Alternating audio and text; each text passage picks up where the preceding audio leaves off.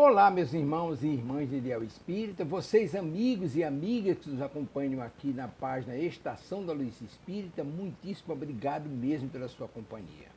A nossa página Estação da Luz Espírita não tem fins lucrativos, o objetivo é a divulgação da doutrina espírita. E é por isso que nós reunimos aqui esta sede de matérias espíritas para que possa atender às suas necessidades, estudo, lazer, pesquisa. Você encontra aqui na nossa página Estação da Luz Espírita os livros da codificação, obras suplementares, entrevistas, palestras e os programas da Web Rádio Estação da Luz de Natal e Web Rádio Cristo Consolador de São Paulo. Ou seja, um acervo que atenda às suas necessidades, sem fins lucrativos. O objetivo é a divulgação da doutrina espírita. E agora eu convido você para nos acompanhar na reprodução de mais esse trabalho imperdível. Muito obrigado mesmo pela sua companhia e vamos juntos!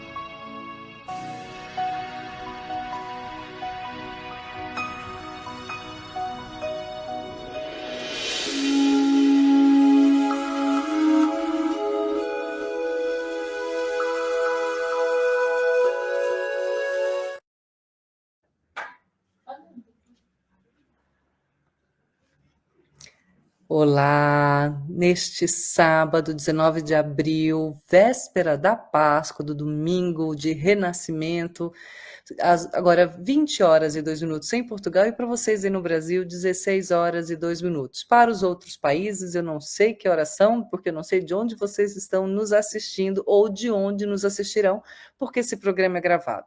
Então, a gente tem, assim, a imensa alegria de estar novamente estudando, dando continuação na leitura do livro Paulo Estevam, Psicografia de Francisco Cândido Xavier, pelo Espírito Emmanuel, né? Para dizer para vocês a página que nós já estamos, acho que é a minha página e a da Sônia, a Renata já vai dizer a dela, nós estamos na página 250, no terceiro parágrafo, que começa, com permissão de Pedro. Para quem não está nesse livro, é Com Permissão de Pedro. Renata, linda, o teu, qual que é? O teu é Kindle? Ah, é o livro, né? Tá mudinha, amor. Você tá muda. Desculpa. Boa tarde a todos. Boa noite. Olá. Eu estou na página 345 dessa edição mais antiga da FEB. Muito bem. Aproveita, Renata. Seja muito bem-vinda conosco aqui nessa leitura linda. Muito obrigada pelo carinho de sempre, de estar recebendo a gente com tanta alegria, com tanta amizade, né? A gente fica muito feliz de estar aqui somando nessa leitura comentada desse livro, que é maravilhoso, toca todos os nossos corações. Eu fico muito feliz com a sua presença aqui conosco, viu, Renata? Seja bem-vinda e vamos nos divertir. Eu vou me divertir muito, deixar minha alma bem leve e ouvir as suas explicações sobre esse livro maravilhoso, né, Sônia? Olá, muito boa tarde. Boa noite aqui no Portugal, boa tarde no Brasil. Bem-vinda, querida Renata. E sim, vai ser maravilhoso ouvir a nossa Renata como sempre.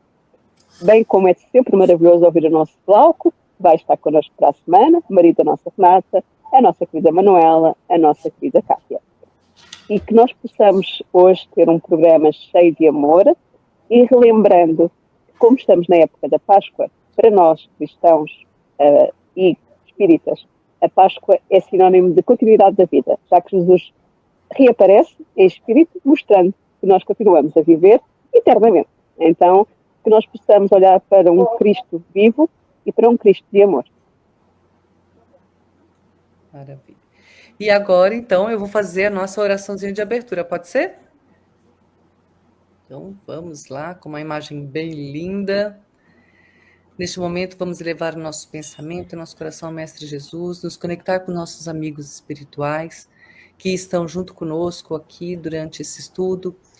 Pedir a eles que iluminem o nosso coração, iluminem nossa mente, para que possamos absorver da melhor forma todos os ensinamentos que serão aqui passados, todos os esclarecimentos desse livro grandioso que nos serão transmitidos.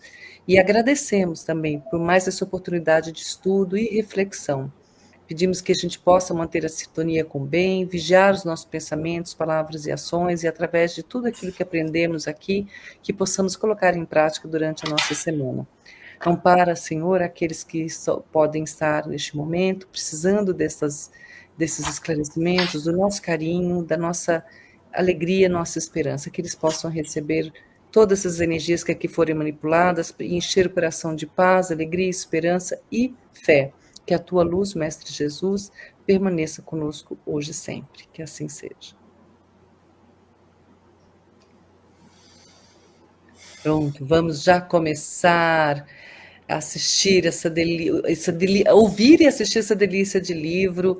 E já estamos aqui com o nosso Tavares. Olá, Tavares, boa tarde para você também. Feliz Páscoa. E temos aqui Celo e Pacheco, é a primeira vez que está conosco ao vivo, né? Boa tarde, de Laguna Santa Catarina, acho que é isso, né? Santa Catarina. Maravilha, um nome bem bacana. Gosto de nomes diferentes, né? Não é à toa que eu me chamo Eurídice. Seja bem-vindo conosco. Não sei se já acompanhou as outras leituras, depois vocês vão ver como é que fazem para poder pegar a outra parte da leitura, tá? Então, nós vamos continuar hoje aqui na nossa leitura.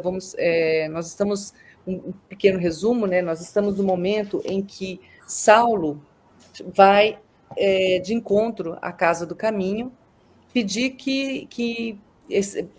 para ser recebido, né? Pedir que ali abrigo, apoio e já querer trabalhar com os irmãos do caminho. E ele é recebido ali com um pouco de desconfiança do próprio Prócoro e depois leva o assunto até Pedro, né?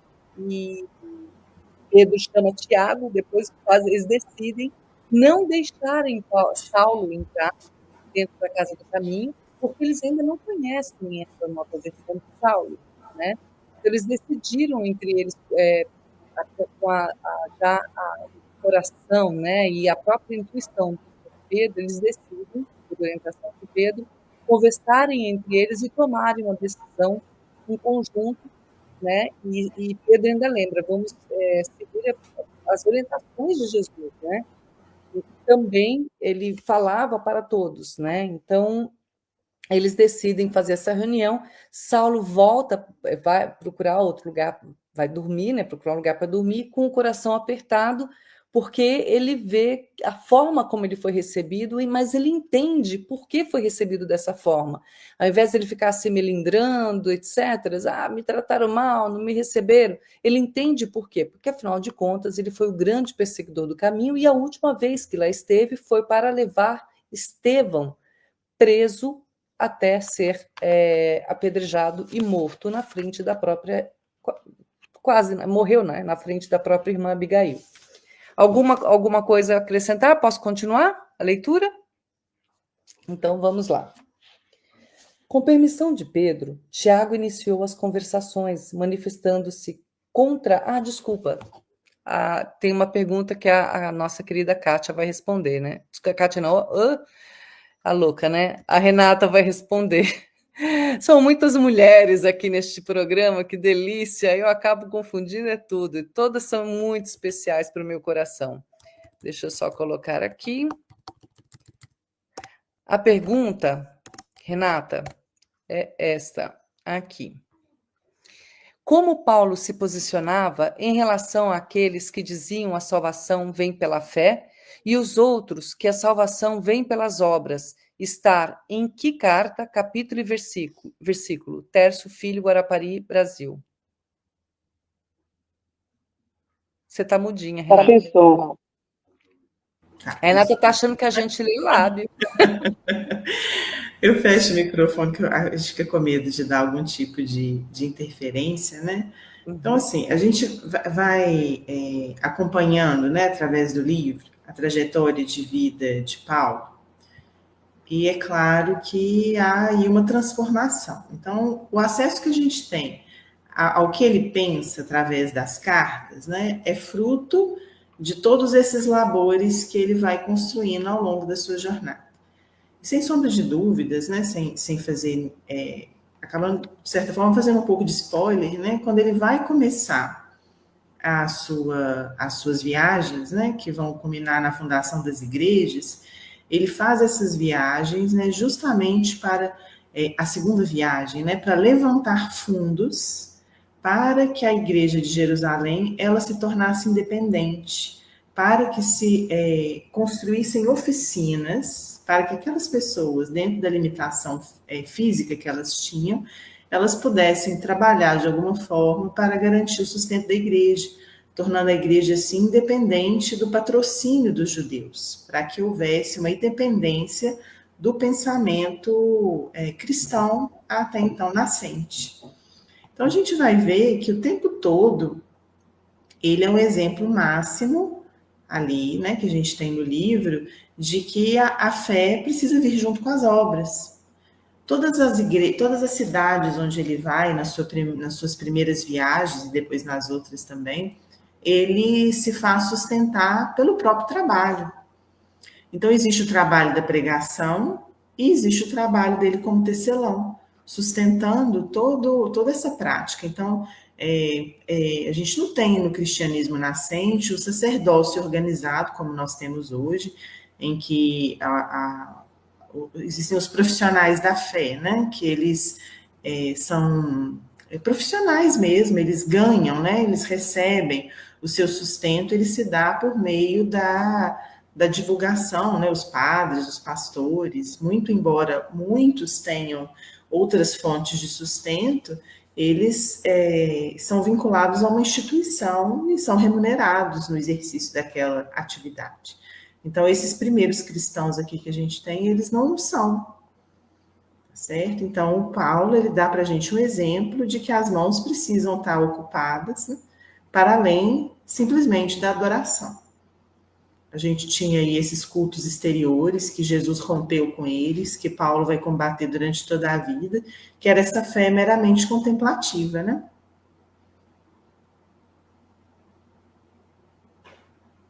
Quer complementar alguma coisa, Sônia? É, Só lembrando que essa essa- carta, onde Paulo falava que a salvação vem pela fé, é a carta aos Romanos, tá? Deixa eu ver. assim, nós não Só podemos levar tudo ao pé complementar, da Sônia, letra. peraí.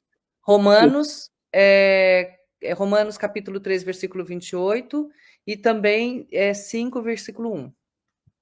Pode falar. Ok. Desculpa, eu pensei que já tinha terminado. Nós não podemos dar tudo ao pé da letra. De facto, ele fala sobre isso. E Tiago fala sobre a fé pelas obras. Mas, na realidade, ambos estão a falar a mesma coisa.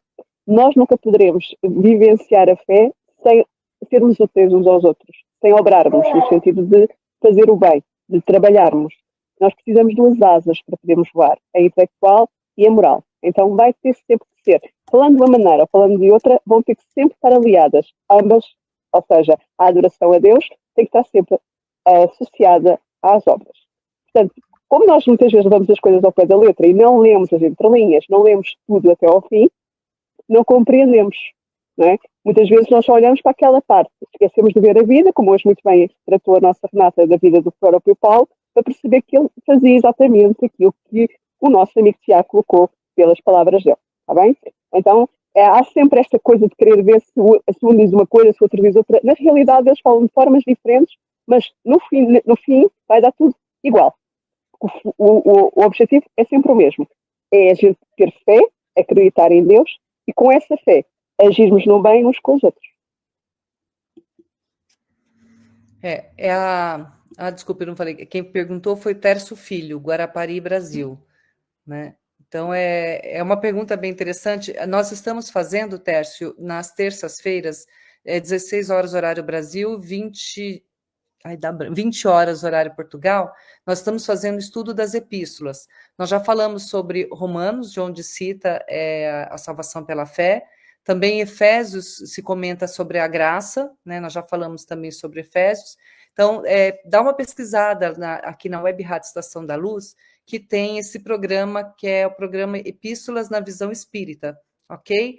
Então, entra lá que a gente vai até apresentar depois no final, e entra lá que você vai conhecer um pouco desse trabalho dessas meninas que trazem com muita simplicidade todas as epístolas para a gente, tá? Depois eu explico melhor como faz para chegar lá. Aqui, Celo e Pacheco diz: a beleza da democracia deveria ser, no cotidiano da casa espírita, um instrumento permanente. Nem Jesus foi unilateral em suas decisões. Buscava sempre o Pai para conversar, ensinando-nos a sermos coletivos nas decisões nas casas espíritas.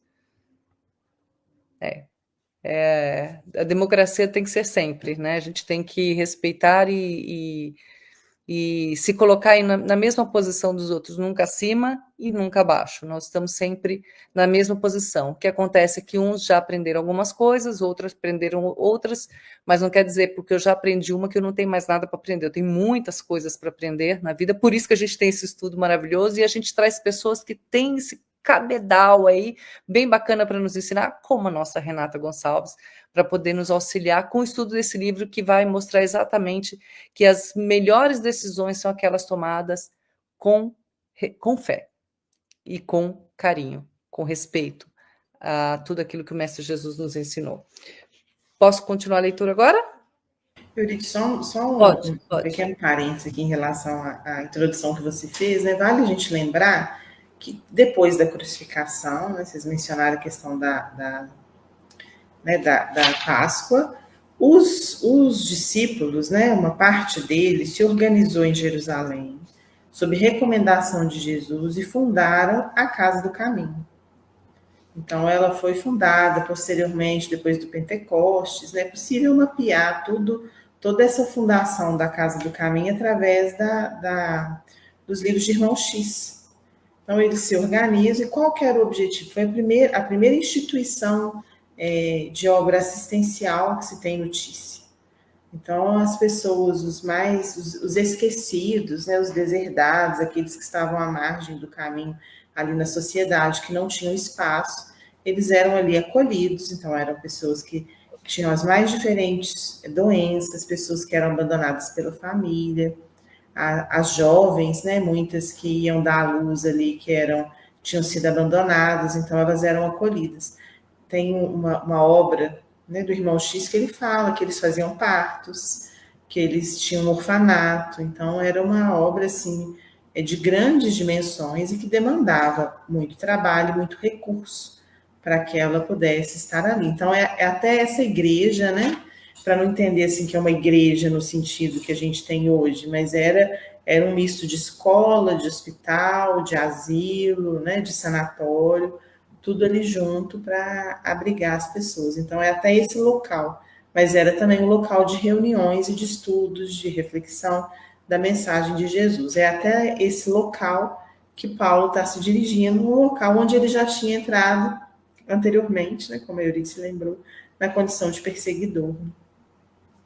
E esse local é também onde está Tiago, onde ele também faz a questão das obras, não é? A fé com obras. Portanto, onde eles vão encontrar, e depois vamos ver aqui essa conversação um bocadinho mais à frente. Porque há aqui umas certas coisas, sei que as pessoas trazem muito a questão do Paulo e do Tiago, porque de facto eles conversaram várias vezes sobre pontos de vista diferentes, mas que no final vamos compreender que cada um estava com visões diferentes, como todos nós. Eu disse, lembrava disso há pouco, não é? Nós já aprendemos uns mais umas coisas, outros aprenderam outras, outros têm uma visão, querem trazer determinadas coisas para dentro da própria doutrina que não fazem parte da doutrina espírita, e outros que seguem a doutrina espírita dentro da sua pureza, dentro do cristianismo é a mesma coisa, e assim sucessivamente. Então, nós todos sempre vamos ter sempre pontos de vista às vezes diferentes. O objetivo é que a gente se encontre na essência. E qual é a essência? Fora da caridade não há salvação. Então, mesmo para ouvir as opiniões dos outros, nós temos que ser caridosos e respeitar que cada um tem direito à sua opinião. Exato. Isso é a beleza da democracia que a Céloi ou Céloi, não sei. Falou, exato. Coloca, né? Então vamos lá da continuidade aqui na leitura. Com permissão de Pedro, Tiago iniciou as conversações manifestando-se contrário a qualquer espécie de auxílio imediato ao convertido da última hora. João ponderou que Jesus tinha poder para transformar os espíritos mais perversos, como para levantar os mais infortunados da sorte. Prócoro relatou suas impressões a respeito do pertinaz perseguidor do Evangelho, ressaltando a compaixão que seu estado de saúde despertava nos corações mais insensíveis. Chegada a sua vez, Barnabé esclareceu que, ainda em Chipre, antes de transferir-se definitivamente para Jerusalém, ouvira alguns levitas descreverem a coragem com que o convertido falara na sinagoga de Damasco, logo após a visão de Jesus. Pode falar, Renata e Sônia? Renata? Quer começar aqui, Renata? Eu tinha esquecido de abrir o microfone. Vai lá, Sônia. Ok. Então, é que é interessante. Tiago continua a ser aquele que põe sempre pé atrás. Ele sempre foi assim. Ele é o mais precavido. Ok? É uma das características dele. Então, ele acha que não quer ajudar. Não é? João, e muito bem, que é o amor, que sempre foi, ponderou que Jesus tinha capacidade para fazer isso. Eles viram ele fazer isso através das curas, não é? Portanto, eles sabem que ele tem capacidade para fazer isso. Então, ele pode perfeitamente ter convertido o Saulo. Depois, temos aqui a questão do... Ok. Temos, a nossa querida Aurina está a pedir para eu falar mais devagar. Parece que eu estou a falar rápido. Ok, vou tentar. Então, Jesus tinha o poder de transformar os espíritos mais perversos, dizíamos João. Depois temos o Prócoro, que é uma nova personagem que aparece aqui, que relatou as impressões que ele próprio teve no momento em que ele se encontrou à porta com ele e despertou nele a compaixão porque ele estava doente. Logo, temos aqui uma das características deste Prócoro, a compaixão. Ele se condoer por quem está doente. Depois temos o Barnabé, que eu falei a semana passada, ficava muito feliz que ele aparecia, porque ele vai aparecer bastante. O Barnabé que diz, eu, por acaso, passei por um determinado local e disseram que ele fez exatamente um discurso na sinagoga com muita coragem. Então ele não está a mentir, porque ele enfrentou os seus na sinagoga. É isso que ele está a dizer, o Barnabé. Então o Barnabé não aparece ali por acaso. Nada é o acaso. Tudo é feito, de alguma maneira, pela espiritualidade para que dê certo, mais cedo ou mais tarde, mesmo que a gente tenha opiniões diferentes. Nós temos aqui 4 opiniões, sendo que 3 estão de encontro a ajudar e uma está no sentido de não, porque tem medo. E é uma das características do Tiago, vocês vão reparar, que já lá atrás ele tinha, né? Portanto, é uma característica dele, que ele vence com o tempo, mas nós não vencemos tudo de um dia para o outro. E não nos podemos esquecer que os apóstolos, todos eles, sem exceção, tinham as suas dificuldades. Se quiserem saber um pouquinho mais sobre, leiam o livro Boa Nova, de Francisca de Xavier, Psicografia, pelo Espírito Humberto Campos. O irmão X falou Renata, mas esse livro ainda está assinado como Humberto Campos, é o primeiro. Então, vão lá, vejam como é que era. E eles representam-nos a nós, porque nós temos aquilo que eles tinham naquela época. Então nós vamos perceber, provavelmente, eu não sei, se eu estivesse a situação de Tiago, eu também não teria medo, depois de ter visto o que ele fez ao Estevão, não é? É natural que eu tenha medo. Mas, o que é que vai vencer? O meu medo ou a minha capacidade de compaixão e de dar a oportunidade ao outro, como o Cristo fez com tantos à sua volta? É isso que a gente tem que questionar. É isso mesmo. O ex-pecador de Cafarnaum solicitou pormenores do companheiro, impressionado com a sua opinião. Barnabé explicou quanto sabia, manifestando o desejo de que resolvessem a questão com maior benevolência. Nicolau, percebendo a atmosfera de boa vontade que se formava em torno da figura do ex-rabino, objetava com a sua rigidez de princípios. Convenhamos que não é justo esquecer os aleijados que se encontram nesta casa, vítimas da odiosa truculência dos ascedas de Saulo. É das escrituras que se exija cuidado com os lobos que penetram no redil sob a pele das ovelhas. O doutor da lei, que nos fez tanto mal, sempre deu preferência às grandes expressões espetaculares contra o evangelho no Sinédrio. Quem sabe nos prepara atualmente nova armadilha de grande efeito. Agora temos o Nicolau, que tem uma opinião semelhante à do Tiago, ok? A dizer, é possível que possa acontecer aqui uma armadilha, sim. Então, é ser prudentes como as serpentes, não é? Então, isso tem que ser também aplicado. Mas não nos podemos esquecer que se o objetivo é cristificar-nos e nós nos convertermos ao bem, então nós temos que dar oportunidades mesmo a essas pessoas que possam de alguma forma ter lá atrás falhado. Há tantos ao longo do tempo que caíram e depois de conhecer o Cristo se levantaram e conseguiram fazer as vidas retas. O problema é que quem os conhece no passado tem uma grande dificuldade em acreditar. Porque é o medo, mais uma vez. Ele já falhou, ele já fez isto, ele já fez aquilo. Então vai ter sempre essa defesa nossa, que é um instinto de preservação que nós temos. Está bem lá do primitivo. E por isso é que é preciso nós pensarmos muito bem. Se nós todos falhamos diariamente e precisamos do perdão de Deus, automaticamente nós temos que permitir que os outros também possam levantar-se como Deus nos permite que nós nos levantemos. E isto é complicado de decidir, não é fácil. Não sei se nós estivéssemos naquela situação, depois de tudo o que aconteceu, o que é que nós faríamos? É uma pergunta que deve colocar a cada um de nós, antes de julgar. Renata? Eu quero destacar aqui o exemplo, né, da ovelha, quando ele coloca que a ovelha e o lobo, né, que foi um símbolo muito usado por Jesus. Né? Jesus vai dizer em vários momentos, né, que ele era o pastor, que ele era o bom pastor, que o bom pastor dá a vida pelas suas ovelhas, né? Tem a parábola que ele conta da ovelha perdida, e a gente vai ver aqui a dimensão de que Paulo, ele é o maior símbolo, né, daquela expressão de Jesus, que Jesus veio para as ovelhas perdidas da casa de Israel. E Paulo era a maior ovelha perdida, né? E Jesus o resgata. E muito embora Jesus tenha nos dito, né, nos tratado como ovelhas, né, ele tinha tudo para nos chamar de lobos, né, porque a gente ainda carrega muita malícia, muito egoísmo, muito orgulho dentro de nós. Né? Então a gente ainda está longe de ter a cordura das ovelhas, né, a obediência, a bondade, a docilidade, porque a ovelha oferta, né, oferta leite, oferta lã, né, ela oferta carne, né, então está a serviço, né, está no circuito das obras, enquanto a gente está muito distante disso ainda. Né?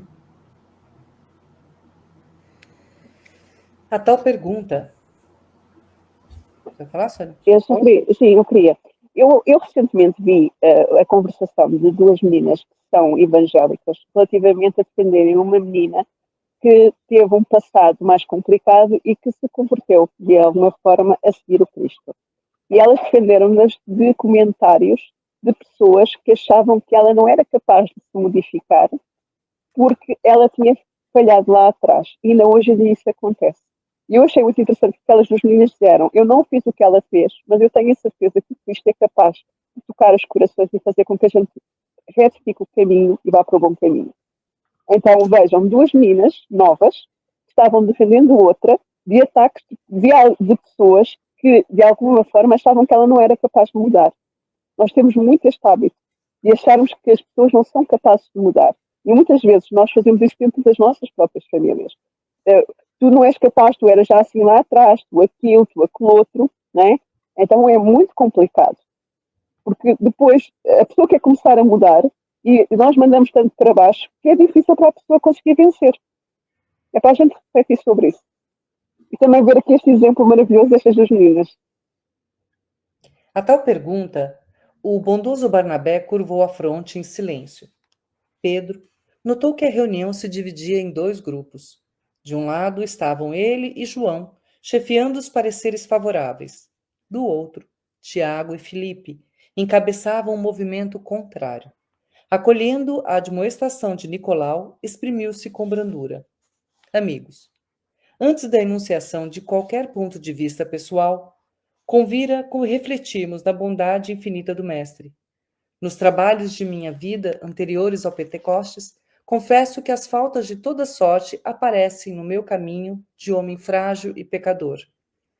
Não hesitava em apedrejar os mais infelizes e cheguei mesmo a advertir o Cristo para fazê-lo.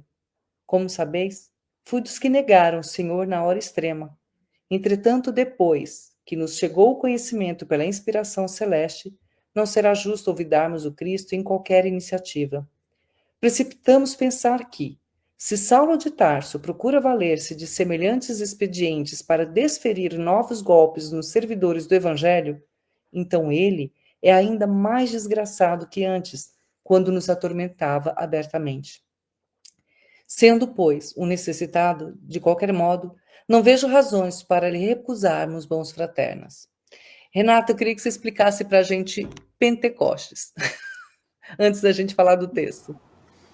O Pentecoste foi um episódio que acontece em Jerusalém, né, depois da crucificação de Jesus.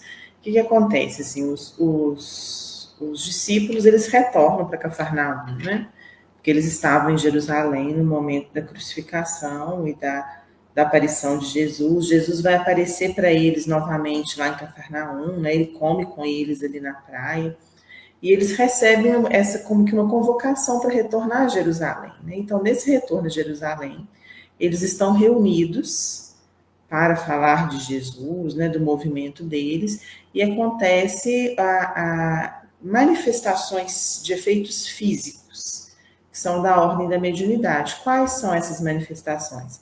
A voz direta, que a gente estuda, né, no livro dos médiuns, que ela está esclarecida, que é quando o médium ele faz doação de ectoplasma e o espírito como que consegue materializar a própria voz, né? Então, todos conseguem ouvir. É claro que a gente está numa época que não havia nenhum tipo de recurso tecnológico para simular isso, né? Então, a gente está partindo do princípio de que é um fato, mas que não é um fato que é na base do milagre, é algo que é explicado pela doutrina espírita. E também há psicofonias. Os discípulos, né, eles dão passividade e os espíritos se comunicam através deles em idiomas diferentes do que eles tinham. Ou semelhante ao que aconteceu, o Divaldo já psicografou mensagens em outros idiomas, o Chico psicografou páginas, inclusive espelhadas em inglês, né, que era necessário colocar um espelho para que além de, né, de escrever na ordem certa, necessitavam ser traduzidas para serem compreendidas. É claro que isso, assim, qual a utilidade dos espíritos em fazer isso? É realmente para sensibilizar os nossos sentidos, para nos converter daquela verdade. Isso não é um espetáculo.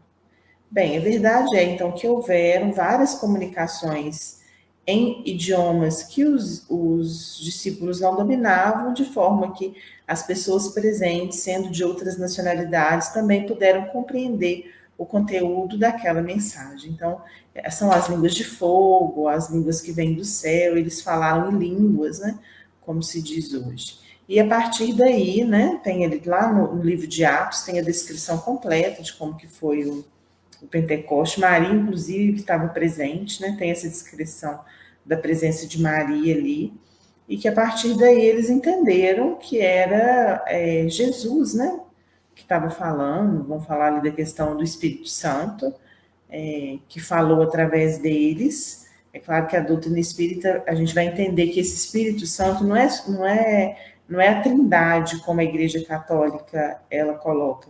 A trindade da Igreja Católica é Deus, Jesus e Espírito Santo, 3 em um só.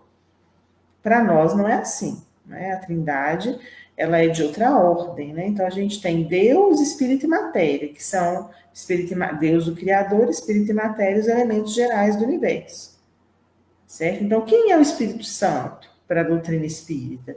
É a pleiade de espíritos superiores que auxiliam Jesus na sua tarefa. Essa pleiade de espíritos é que fez a sua comunicação ali no Pentecostes.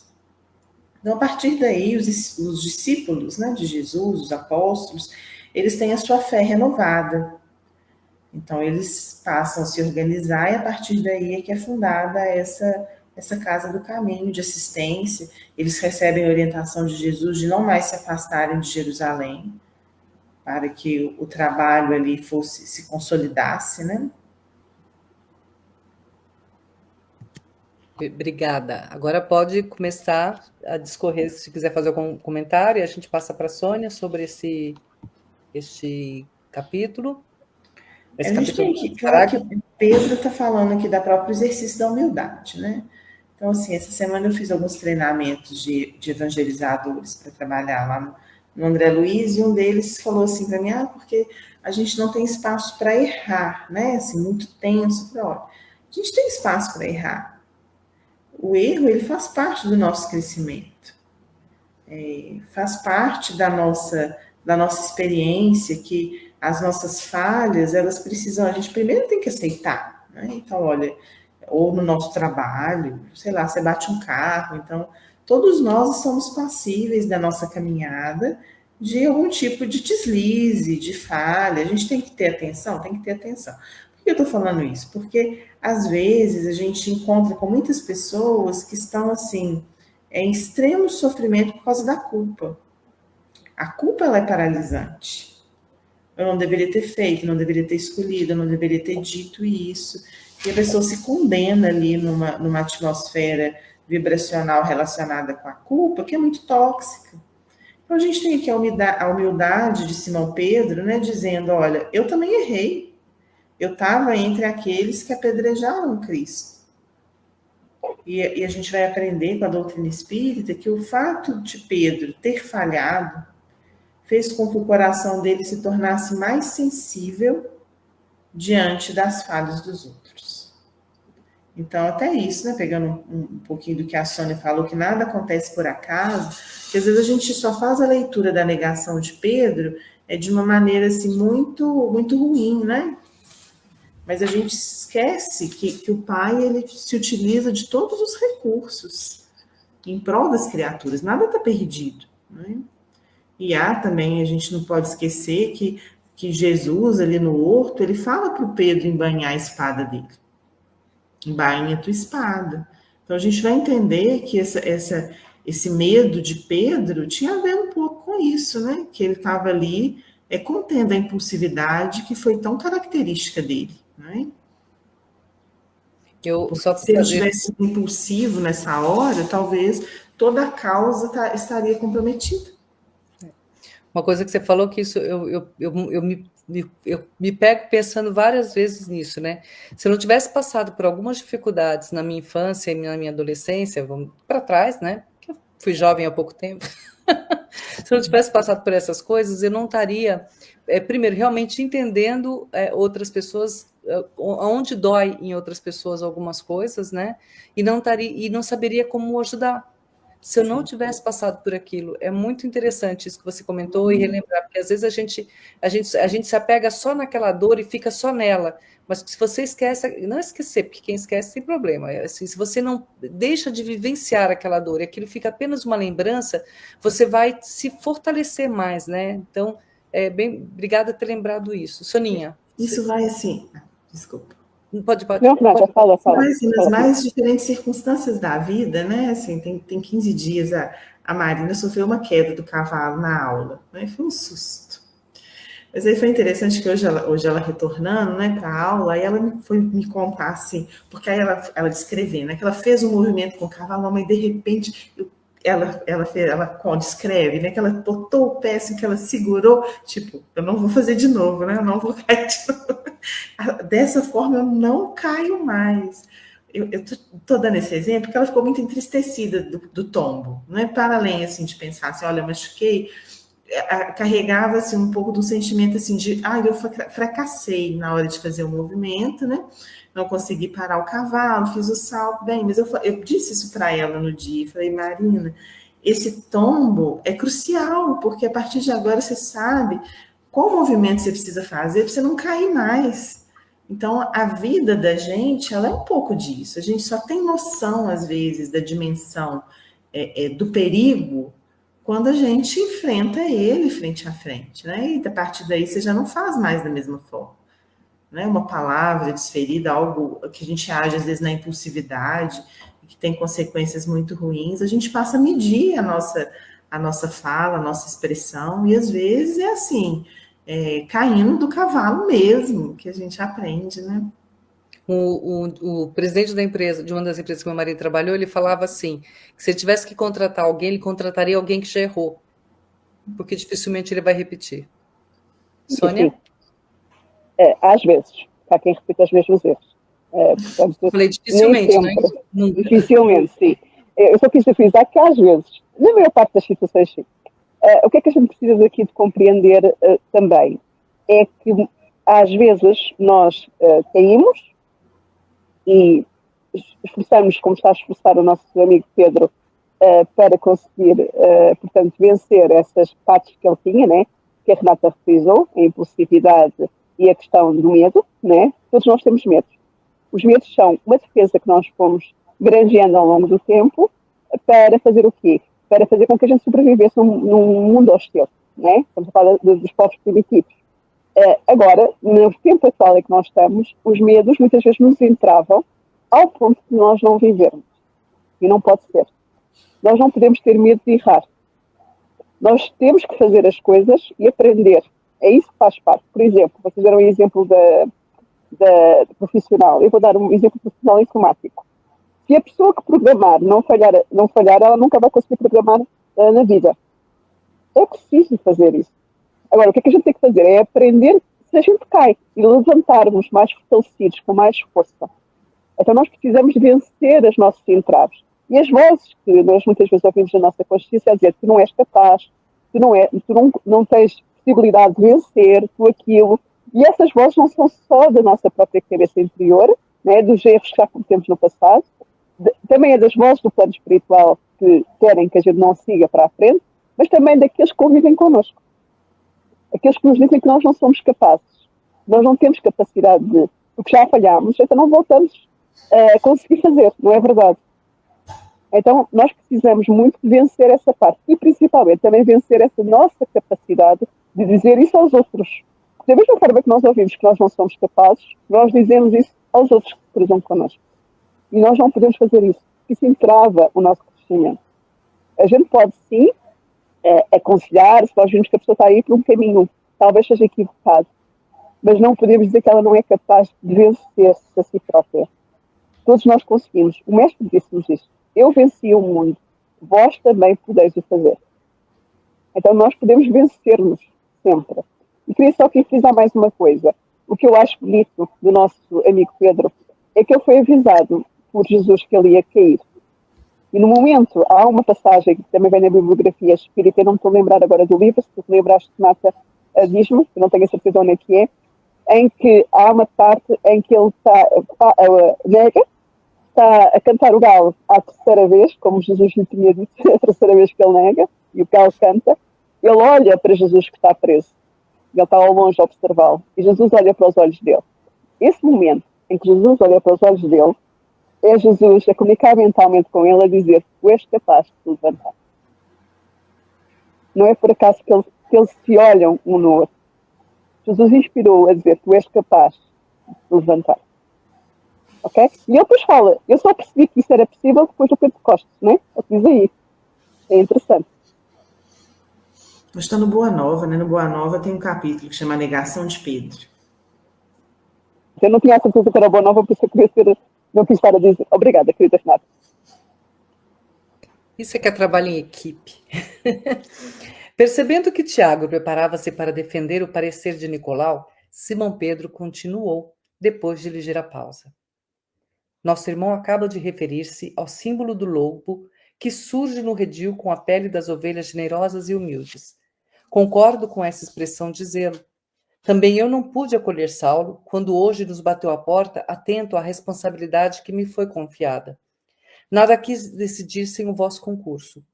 O mestre nos ensinou que nenhuma obra útil se poderá fazer na terra sem a cooperação fraternal.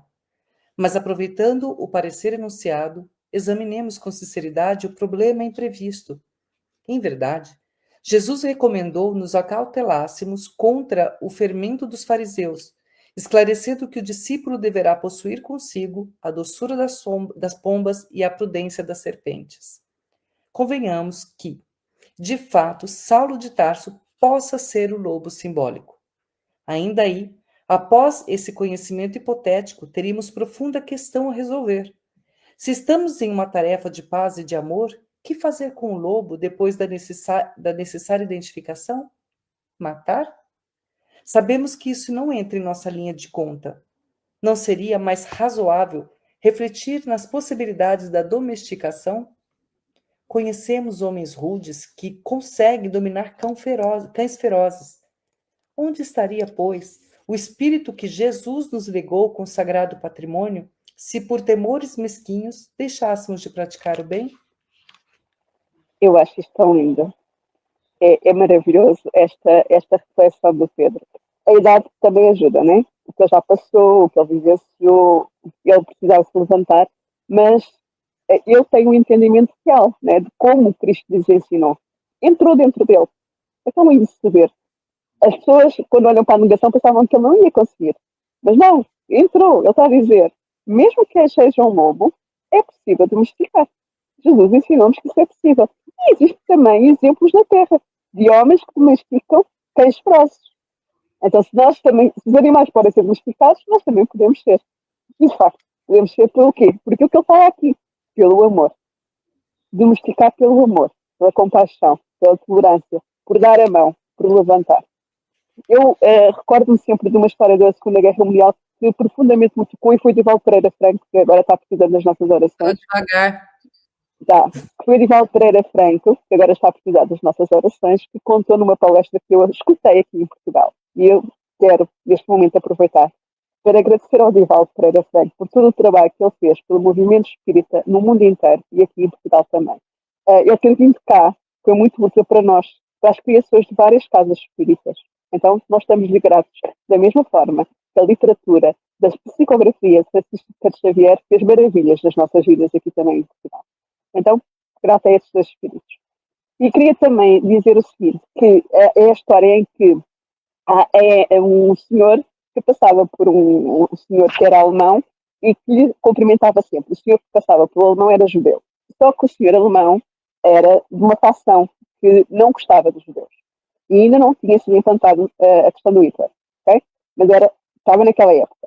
E ele vira-se assim e ele dizia o cumprimento, né, o judeu, o outro não respondia. O judeu foi continuando sempre a dizer, apesar do outro não responder, até que, a uma determinada altura, o outro contrariado começou a responder. Então, dá-se a entrada da Segunda Guerra Mundial, dá-se a questão de prender os judeus, e esse judeu foi preso e foi levado para aquela situação de se decidir se ia para as câmaras de gás ou se ele ia ser escravizado. E naquele momento em que ele está naquela fila para essa decisão, ele cruza-se exatamente com aquele alemão que ele cumprimentava e que o outro passou a cumprimentar, contrariadamente. O outro senhor chegou ao pé dele, ao ouvido, para a direita, ou seja, e cumprimenta o nome dele, e salvou-lhe a vida. Porque o outro persistiu em ser bem educado e permanecer a emanar boas vibrações. Este é um exemplo real, isto é verídico. Este senhor sobreviveu à Segunda Guerra Mundial e é ele que conta isto, ok? O judeu. É para nós ficarmos a pensar sobre porque é possível. Vejam, a persistência daquele nosso irmão, apesar do outro passar a ser um militar hitleriano e matar judeus, não o matou a ele. Renata? Não tem nada a acrescentar, não. Pode seguir na leitura, querido. Eu quero fazer só um comentário. Eu não sou mãe. Mas quando eu vejo esse comentário, né, de Pedro, né, que é o que a Sônia também realçou, que é onde, assim, se o medo de ajudar, né, se a pessoa tem o medo de fazer, de auxiliar o outro, de ajudar o outro, você vê que falta talvez um pouco da fé ali, né? Eu também ouvi hoje um estudo de Valdo, que ele comentava sobre a lepra. Eu já ouvi várias vezes essa semana e, coincidentemente, isso tem caído sobre mim. E aí ele comenta, caído assim, quando eu vou pesquisar as coisas de Valdo, eu vejo, sempre vem essa passagem que eu acho muito interessante, acho que eu tenho que aprender mesmo alguma coisa com isso. Por quê? Porque Divaldo tinha muito medo de pegar a lepra. E aí os espíritos falavam, se você for, você tem medo de pegar, se você ficar, você pode pegar. Então, tipo, vai ou vai, né? Ou seja, o que tem que acontecer, vai acontecer, né? Se você está a serviço do bem, você vai ser protegido. E a gente olha, aí onde, aí lendo isso, eu me lembrei de mãe, e a Renata é mãe. Eu já vi vários relatos, inclusive um que aconteceu na Flórida, que uma mãe tirou o filho de dentro da boca de um crocodilo. Para quem já viu um crocodilo americano, sabe o que eu estou falando. Ele é muito grande, ele é muito forte, e essa mãe conseguiu tirar o filho de lá de dentro. Ela não pensou no medo do crocodilo. Naturalmente, falou assim: vai lá e põe a mão na boca do crocodilo. Ninguém vai colocar. Mas numa situação em que ela viu que um filho dela estava ali precisando dela, ela fez isso. Mães que tiraram filhos debaixo de carro. Então, se a gente vê que uma mãe, que é uma pessoa está aqui na Terra, ou seja, não é um espírito perfeito, não é um espírito puro, não é Deus, se uma mãe se preocupa assim com o filho, em proteger esse filho, que de alguma forma se deixou cair em tentação, vamos dizer assim, né? Que gerou uma falha, ou porque atravessou a rua correndo, ou não viu, caiu dentro do buraco e o crocodilo pegou, o que seja. Se uma mãe que está na Terra, que tem também falhas morais, imagine Deus. Ele deixaria que nós, seus filhos, nos machucássemos. Claro, a prudência é necessária, porque a gente não vai deixar tudo para ele resolver. Se a gente não desenvolve essa prudência, essa atenção, né, e age só pelo instinto ou só pelo amor, a gente tem que usar os dois. Esse equilíbrio precisa existir. Mas se a gente tem fé, a gente sabe que se aquela situação ali está, eu tenho condições de auxiliar. Vamos achar uma forma de fazer esse auxílio sem diminuindo os riscos para todas as partes, mas não deixar de ajudar. E aqui, no caso, o risco, eu entendo Pedro também e os outros, porque o risco não era só para eles, era para as pessoas que estavam acamadas, vítimas, inclusive, do próprio Saulo. Mas Pedro coloca essa frase que acaba com tudo, né? A gente vai ver o que vai acontecer agora, mas para mim já acaba com qualquer tipo de comentário. Uma coisa, matar. Aqui o matar não é matar só fisicamente. Matar também pode ser matar com a nossa calúnia, maledicência, com o nós falarmos mal do outro. Então, quando alguém falha, nós temos muito o hábito de matar, que é caluniando, maldizendo e fazendo todas as coisas que estão ao nosso alcance para que aquela pessoa seja mal vista, onde quer que se encontre. E isso acontece, muitas vezes, fazendo com que aquela pessoa que há determinados locais passe a não conseguir lá estar e que as pessoas a vejam de uma forma diferente, e isso é matar uma pessoa em vida.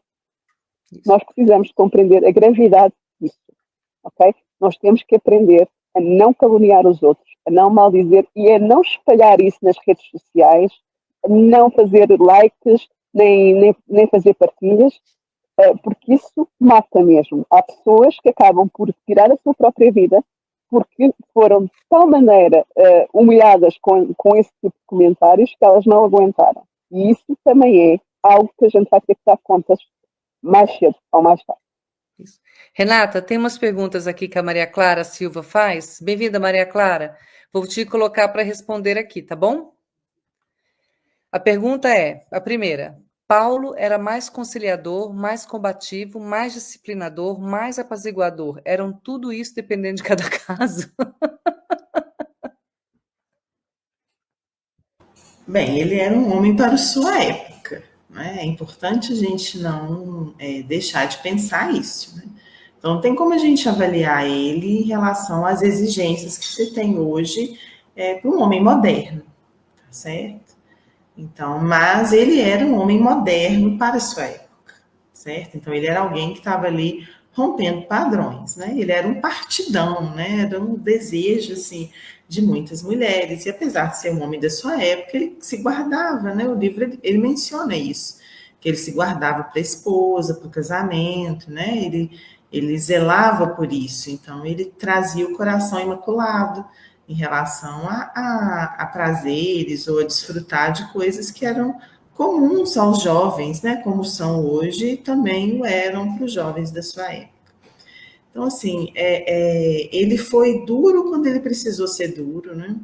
Ele foi amoroso quando ele precisou ser amoroso, então ele usou da disciplina quando ele precisou usar. Então, se a gente pegar assim, né, fazendo um comparativo com Jesus, Jesus também foi, né?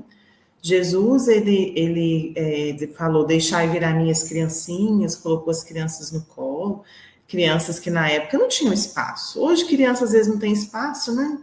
Tá ali a conversa de adulto e a criança é convidada a ficar calada ou a sair do espaço. A gente não valoriza a palavra da criança. Então, Jesus foi um homem à frente do seu tempo, quando ele falou, deixai vir as minhas criancinhas, quando ele salva a mulher adúltera do apedrejamento, que era, então hoje eu estava assistindo com as meninas agora mais cedo, né, a imagem da primeira corredora que, acho que ela correu a disfarçada, a maratona, acho que era de Boston, acho que é isso, né, que ainda era exclusivamente masculina, e ela corre isso com o apoio de um treinador e do namorado disfarçado, e ela é tentada retirar da força daquela corrida. Então, imagina, isso nós estamos falando da década de 70, que as mulheres não competiam na maratona nas Olimpíadas, e há 2000 anos, Jesus tinha ao lado dele Maria Madalena, como uma discípula ali direta do trabalho dele. Então, nós estamos falando de homens à frente do seu tempo, sem sombra de dúvida. Mas Jesus também, quando ele precisava ser duro, foi citado aqui do fermento dos fariseus, que a gente leu agora, ele foi duro. Ele falava raça de víboras, né? Ele falava hipócritas, ele derribou a mesa dos cambistas no templo de Jerusalém. Aí a gente está respondendo uma pergunta sobre isso também aqui, né? Como entender a violência que Jesus usou. Algumas pessoas vão dizer que Jesus foi violento. Quando é que Jesus violento? Não. Ele foi duro. Ele foi duro quando o interesse da maioria ele estava comprometido. Tá certo? Então, eles estavam ali fazendo comércio com as coisas santas, né? Então, isso comprometia as pessoas como um todo, havia muita exploração, então ele marca isso, né? E ele estava ali profetizando também a própria destruição do templo, porque ele estava querendo dizer para a gente que o verdadeiro templo é o templo do coração, e não aquele templo de pedra. Por isso que ele fala, né, que vai derrubar aquele templo e ele é capaz de reconstruir em 3 dias. Não era do templo de pedra que ele estava falando, ele estava falando do templo do coração. Então, Paulo, da mesma forma, né, apesar de algumas pessoas usam alguns trechos dele para falar que ele era machista, né, que ele era extremamente duro, extremamente rigoroso, ele lidava com situações realmente complexas, que exigiam dele isso aqui que a gente leu aqui agora, né, a prudência da serpente. Ele não mordia, mas ele precisava ser duro, ele precisava ser rigoroso, ele precisava ser combativo mesmo, para ele dar conta. Se não fosse assim, ele não ia suportar o grau de complexidade, de exigência física realmente, né? Que a jornada dele exigiu dele. Então, Jesus escolhe, ele não é à toa, ele era poliglota, ele era cidadão romano, então ele tinha capacidade assim ele tinha juventude, ele tinha a força que precisava para empreender a tarefa que ele empreendeu. Tem então, outra pergunta. Quem está nas lideranças sabe o quanto que é difícil, né, às vezes, né, liderar. Pode falar. Ela tem mais 2 perguntas, vamos ver se dá tempo da gente responder. Se não, Maria Clara, a gente deixa para a semana que vem, tá? A outra dela, você até que já comentou, e a gente vai colocar aqui para você dar uma olhada, que você fala um pouco comentou da Casa do Caminho, né? Então, no início, como eram as primeiras comunidades cristãs na época de Paulo? Isso, então elas eram, né, essas reuniões, a gente viu aqui no livro, por exemplo, Paulo, antes de ele chegar agora em Jerusalém, ele passa por Cafarnaum e lá ele encontra Mateus, quer dizer, Mateus estava lá na coletoria ainda. A gente sabe que Tiago, né, menor, maior, ele permanece também em Cafarnaum, tem até o episódio, que ele é o primeiro dos discípulos a morrer, que ele vai ser, a gente vai ter a descrição, né, da morte dele aqui no livro. Então, cada um ali exerceu um trabalho diferente. Mas ali em Jerusalém, a gente tem esse cristianismo primitivo que a gente fala. Os discípulos, eles se reuniram numa casa, né? Tiveram uma casa ali por doação. E nessa casa haviam os rudimentos das igrejas, né? Então, eles se reuniam, eles liam os pergaminhos com anotações de Mateus, rememorando passagens de própria memória, mas também baseado nessa leitura. Discutiam-se os ensinamentos de Jesus, então eles tinham uma vida ali em comunidade. E essa comunidade, ela cuidava das pessoas que estavam à margem da sociedade, né, que eram os doentes. Então não existia hospital, não existia casa de caridade, nem nada. Se uma pessoa da sua família pegasse, contraísse hanseníase, ela era expulsa de casa com proteção da justiça.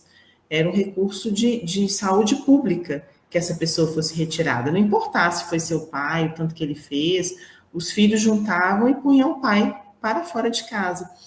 Tem um filme que é muito bonito, né? O antigo, que é o Ben-Hur, que ele descreve muito como era o Vale dos Imundos nessa época de Jesus, né? Que era o Vale dos Leprosos.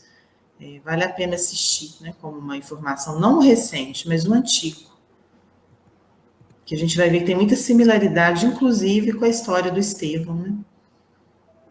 A gente tem mais uma pergunta da Maria Clara Silva, só que, Maria Clara, não vamos ter tempo de responder para você hoje, nós vamos deixar para a semana que vem, que vai ser o nosso querido Glauco Gonçalves, o esposo da Renata Gonçalves, tá bom, Renata?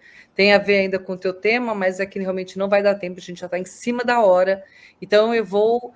agradeço a presença de vocês, Sônia, Renata, muito obrigada de novo com a gente aqui. É sempre uma alegria enorme estar aqui com vocês, né? Que a gente esteja juntos novamente no mês que vem. Estamos ansiosas por isso já. E presencialmente também, né? Isso, claro, né? Já fiz o pedido para o Papai Noel todo ano. Uma viagem de férias para Portugal. Sônia. Então, só para frisar uma coisa, uma das características que eu mais amo no Paulo é a persistência. Ele é perseverante e persistente. Também é uma das características pelas quais também o nosso querido mestre o escolheu, porque ele precisa de perseverança e persistência para vencer as coisas que ele vai encontrar pelo caminho, que a gente só está agora a vislumbrar.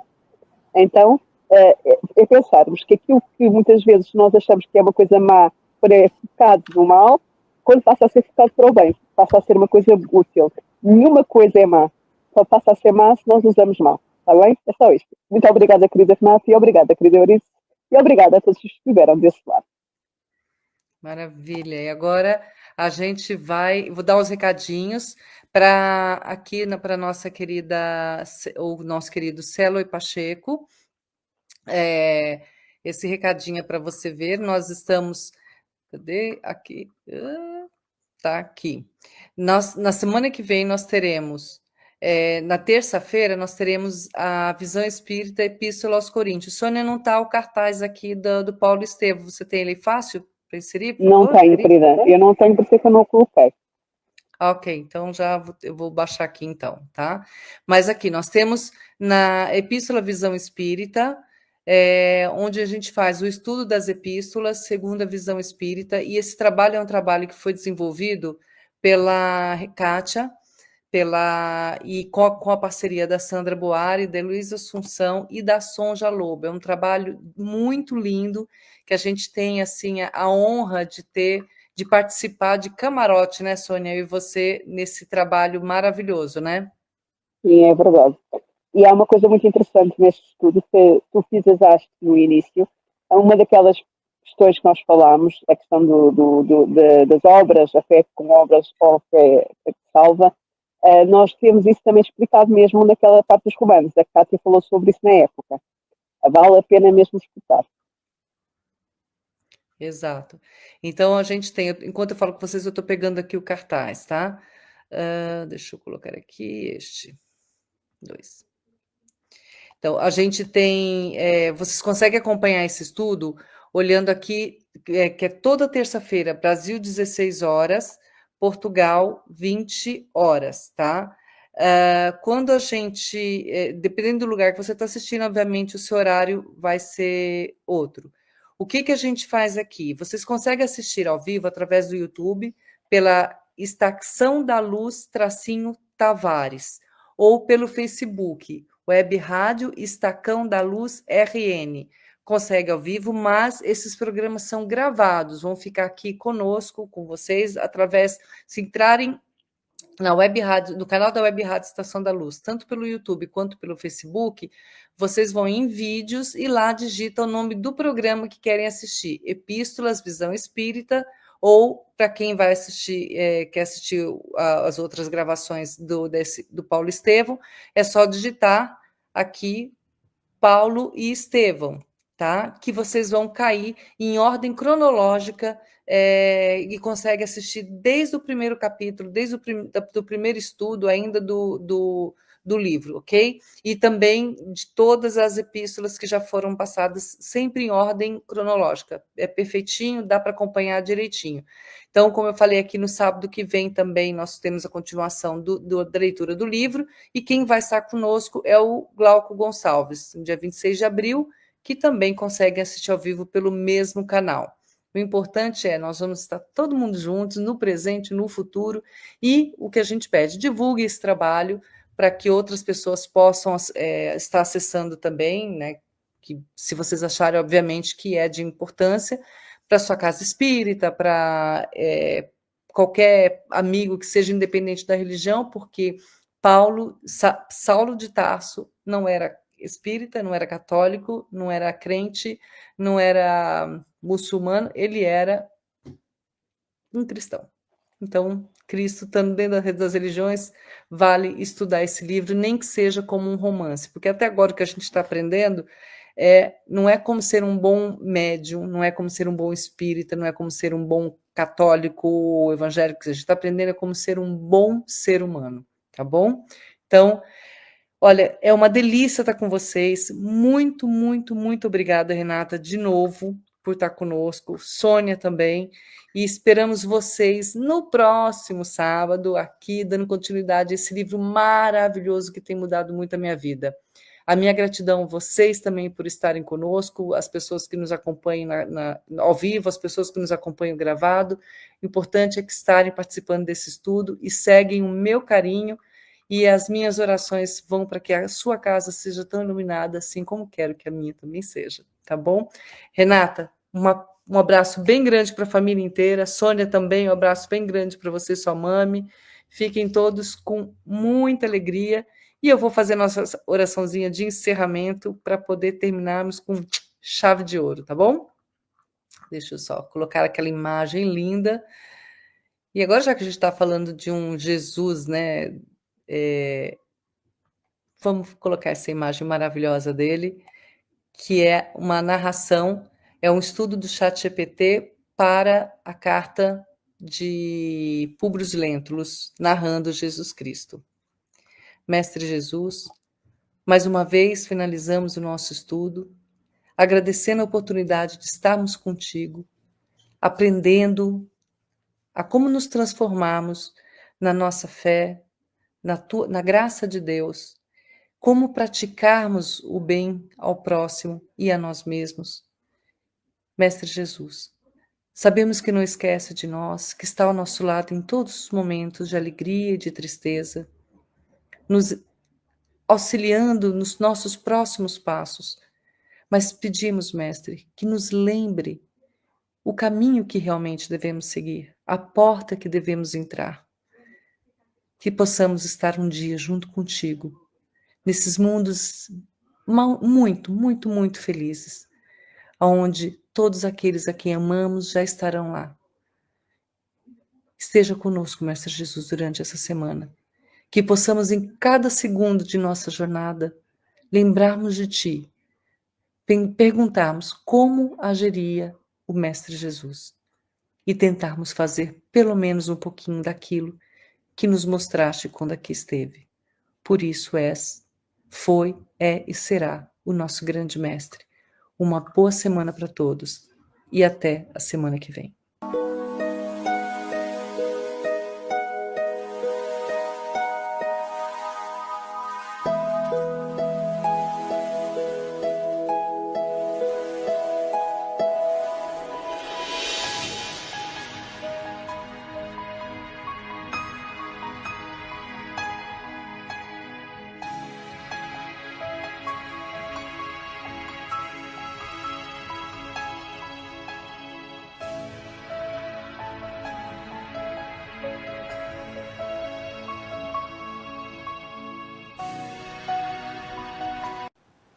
chegamos ao final da nossa atividade. Muitíssimo obrigado mesmo pela sua companhia e espero você no próximo evento.